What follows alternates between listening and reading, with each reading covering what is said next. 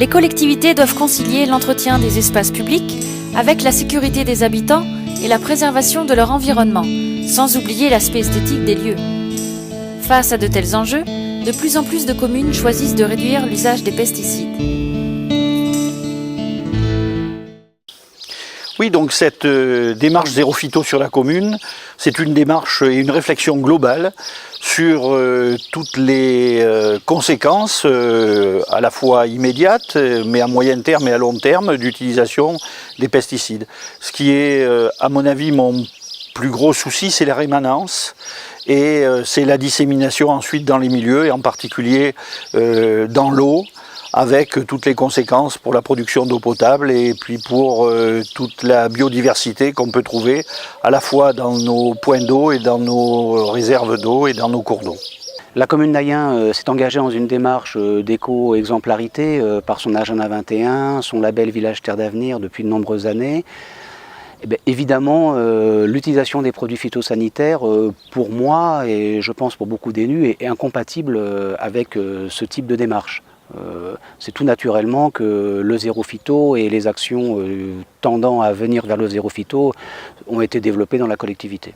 Voilà, donc la commune de Chambon a voulu mettre en place une politique de diminution d'utilisation des produits phytosanitaires et ceci pour d'abord parce que le conseil municipal était motivé pour s'inscrire dans cette politique de zéro pesticide menée avec le CPIE de la Creuse, mais aussi parce qu'on a voulu lutter un peu contre l'utilisation trop importante de tous ces produits phytosanitaires, d'autant plus qu'on recevait régulièrement des critiques un peu des administrés chambonnais. On n'est jamais aussi riche que quand on réfléchit ensemble et l'exemplarité d'un certain nombre d'associations comme Corrèze Environnement, de communes qui avaient lancé la démarche, nous a incité, compte tenu de notre démarche globale de développement durable, à entrer dans cette démarche comme une voie incontournable.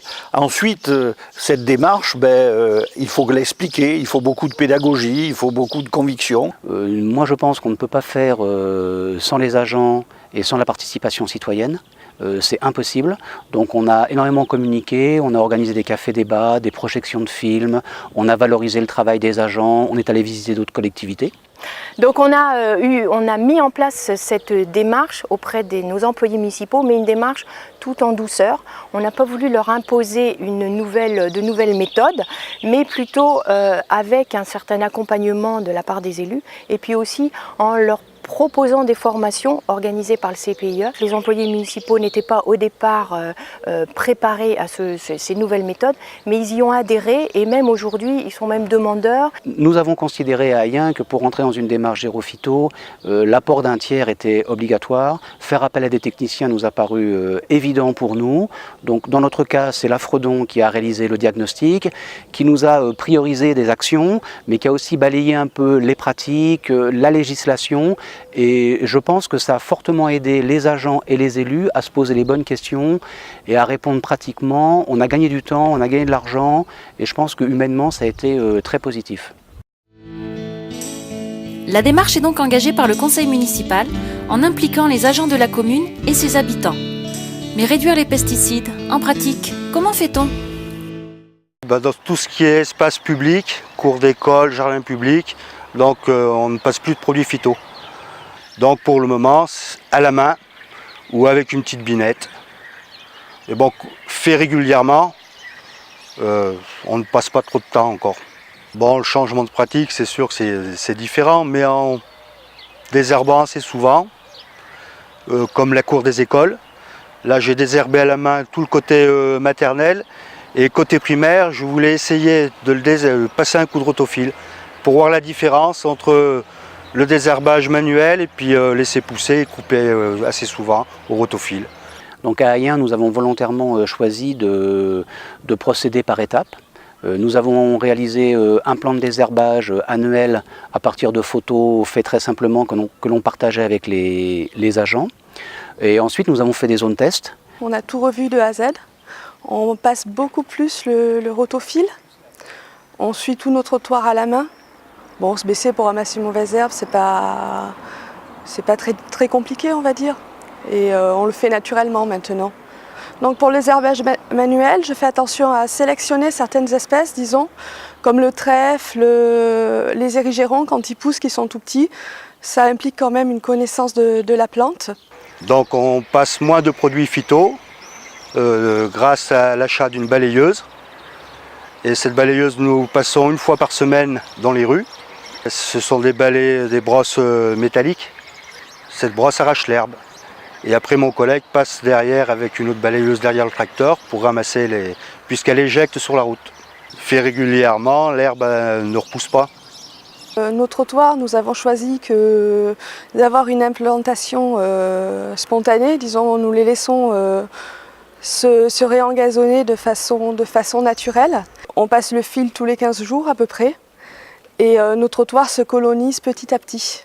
De temps en temps, il peut arriver qu'on nous dise « Ah, ça fait sale » ou même moi, trouver que le trottoir fait sale, donc je vais passer un tout petit coup de raclette rien que le long de la rainure.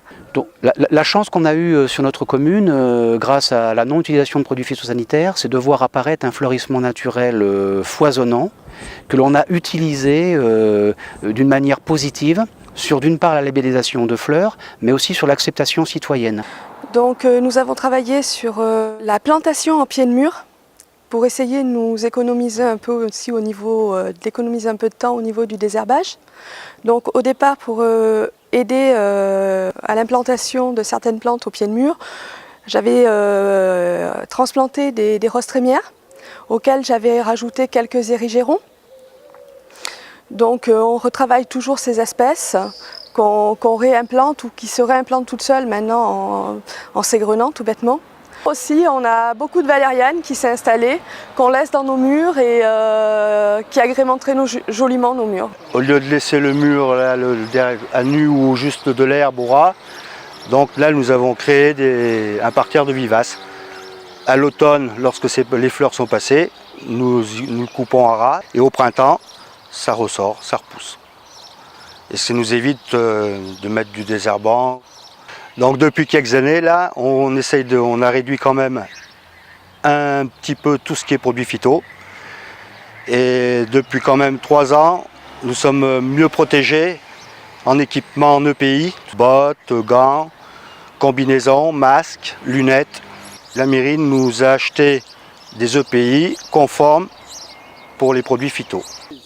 C'est une démarche assez lente qu'on mène petit à petit, tous les jours. Actuellement, par exemple, on essaye de résoudre le problème du cimetière qui n'est pas facile parce que les personnes, les habitants sont très exigeants sur la qualité de propreté du cimetière. Et malheureusement, ce n'est pas très facile de ne pas utiliser des produits. Mais par contre, les cantonniers sont toujours en train de réfléchir. Ils ont même vu des présentations de nouveaux matériels. Ils m'ont parlé d'un nouveau matériel qui pourrait convenir pour le cimetière. Et dans ce cadre-là, nous attendons aussi des propositions de subventions pour effectivement soulager la commune. Donc pour donner un ordre d'idée, la commune d'Ayen en 2007 utilisait 30 litres de produits phytosanitaires, principalement des herbicides. Aujourd'hui, en 2013, la quantité de produits phytosanitaires utilisés sur la commune sera entre 1 litre et 1,5 litre. Ce qui a été le moteur, en fait, je vais dire, c'est qu'on revoit beaucoup d'espèces qui réapparaissent, beaucoup de coccinelles, beaucoup d'abeilles dans nos massifs qu'avant on n'en voyait pas du tout. Et on revoit aussi apparaître les coquelicots. Je pense que c'est un long travail, mais ici à Ayen, ça a été une vraie réussite puisque nous n'avons aucune plainte. Peu de gens critiquent la démarche et il me semble qu'on a plutôt que des félicitations sur l'embellissement de la commune. Il existe plusieurs façons de réduire les pesticides sur la commune. Une fois la démarche engagée, un accompagnement technique mais aussi pédagogique et parfois même des aides financières pourront vous aider à changer vos pratiques. Ecophyto en Limousin, on est tous concernés.